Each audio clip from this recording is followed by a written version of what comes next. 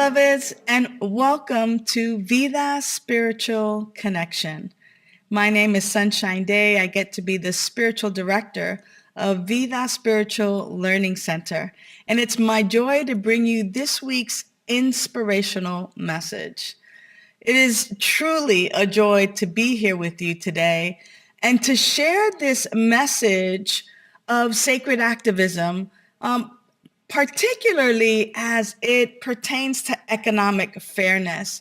Now, I want to talk to you about a powerful principle in that when everybody pays their fair share and everyone is paid their fair share, when we embrace these two principles, a third thing happens. And that third thing that happens is that there's more than enough to share and more than enough to spare. And so we're going to unpack that today and to ground us in this idea of sacred activism as it pertains to economics. I want to bring in a scripture, and I'm just going to paraphrase it. I'm not even going to quote where it's from, but you may recognize it. And it is said in the secular section of our life, mostly every day I hear it in some form or fashion. And that is, from everyone who's been given much, much will be demanded. And from the one who has been entrusted with much, much more will be asked. And, this idea, this quote, this scripture reminds us that it's our responsibility to contribute according to our means and according to our blessings. Now, here's the idea, is that when we have much, much more will be asked. And this is not only around economics, but what is really being pointed to here is that we're not being asked to be observers only of the world's suffering, of the world's joys. We're not called to be passive observers, but actually active participants in its growth, active participants in its healing. And this scripture, this quote really reminds us that as people of faith, as spiritual people, we're called to take action and to be in action and to make a positive difference in the world, especially when it comes to economic matters. Now, I know that one of my spiritual mentors and teachers, Michael Beckwith, he teaches us that the world operates through a dynamic exchange, and that it is the law, the reciprocal nature of life, the ebb and the flow, the giving and the receiving, and the dynamic exchange of all of life. And that giving and receiving, they're actually different aspects of the flow of the energy of the universe. I've learned as well that giving and receiving is like the two sides of a coin, the heads and the tail, that you have to have a receiver in order for the giver to give. And in that flow, in that dynamic exchange, that's where we begin to see abundance. That's where we begin to see this principle directly speak to the idea that when everyone pays their fair share, when everyone is paid their fair share, abundance flows, and abundance flows generously and without limits. Let's unpack the first one, where everyone pays their fair share. Now, in our journey of social activism, it's essential that we contribute according to our means. Back in the day, it is known that even farmers would leave the fruit and the vegetation on the outskirts for those less fortunate, and that they would harvest everything from the inside of their fields, and that they would leave what was on the outskirts so that those less fortunate could come and be supplied. Now, as we're taught that those who've been blessed with much, those who've been blessed with much, they're called to give generously, like the farmers did. They would leave that on the outskirts to give generously. And it's not only about financial worth. So it's not only about giving money per se. Our farmers generously gave of their crops to those less fortunate. But it's also about contributing our wealth of talent, our time, our resources. And when we contribute our fair share, whether it's through volunteer time, whether it's through assisting younger people or our seniors or one another, what we do is we create an equitable economic system, and that system benefits everyone. Now, there's also organizations that do like volunteer time banks. And the way some of those work is that if I have a bookkeeping talent and I know how to do bookkeeping and I volunteer 10 hours of bookkeeping, there's someone else who knows how to crochet, or who is a teacher of a Spanish language or another language.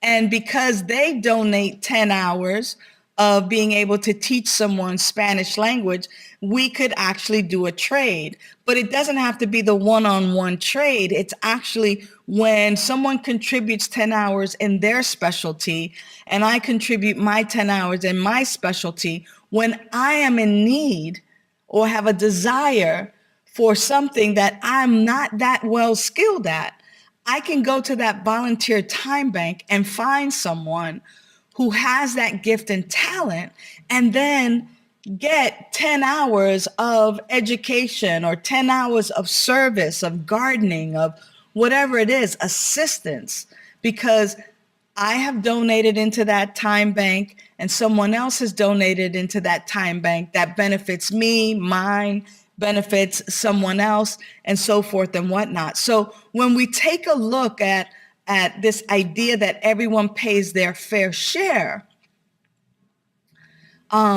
it's really about not only economics, but it's also about our time, our skills, our resources, our talents. So then we'll unpack number 2, that everyone is paid their fair share. On the flip side of that, there are skills, gifts, and talents that people want to be paid for. And when people are paid for their time and paid fairly, and their efforts are paid for with money, that contributes to the economic justice. It contributes because now I am going to work, I am in the labor force, I get paid a fair wage. And this idea of sacred activism and economic justice, it's deeply rooted in that idea that every individual has value.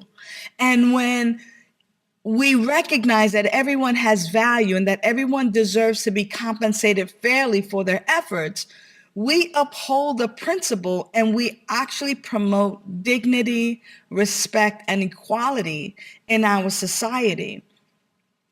I know here in the US, there are movements for fair wages for hotel workers, for housekeepers. There are fair wages for the people who serve our foods, or even the people who prepare and cook our food.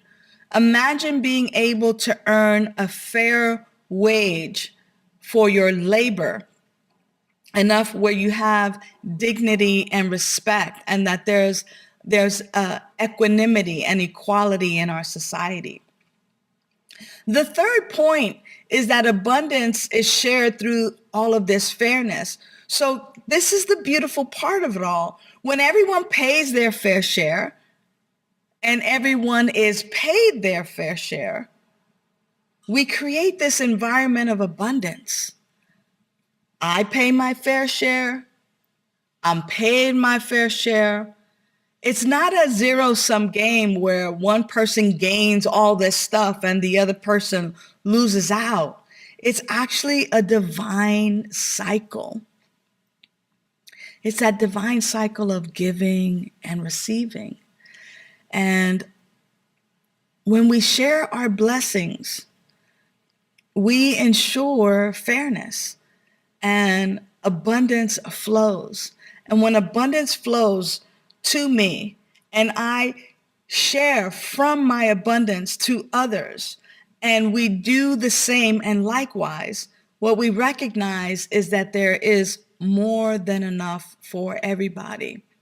You know, think about it. When we invest in education, in healthcare, in social services, we're not just helping other people. What we're doing is we're creating a stronger and a healthier, more prosperous society for everyone.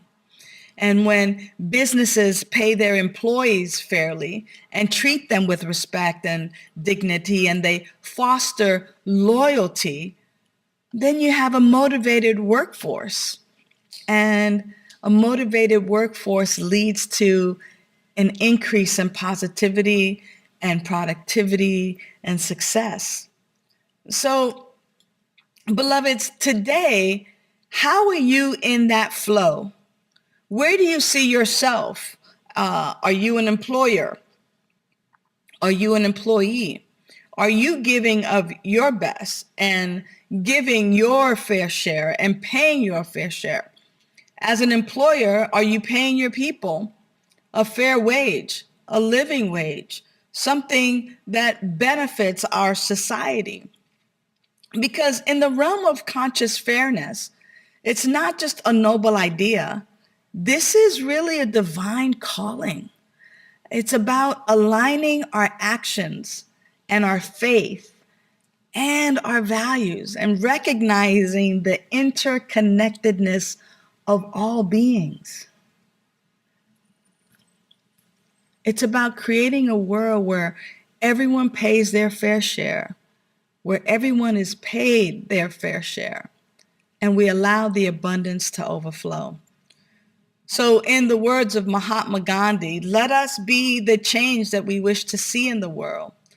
Because when we embrace sacred activism as it relates to economic matters, we begin to pave the way for a brighter, more abundant future. So, beloveds, I trust that the blessings of fairness and of justice and of abundance flow in, through, and as you, and that you begin to create this world that works for everyone, and that together we awaken humanity to its spiritual magnificence. Until the next time, I trust that this word has been a blessing onto your life. And so it is. Thanks for tuning in to Vida Spiritual Connection. Use the links in the description for prayer requests, to donate to Vida Spiritual Learning Center, and to join our mailing list. Remember to like, share, and subscribe. And you can visit us at vidaslc.org for more information.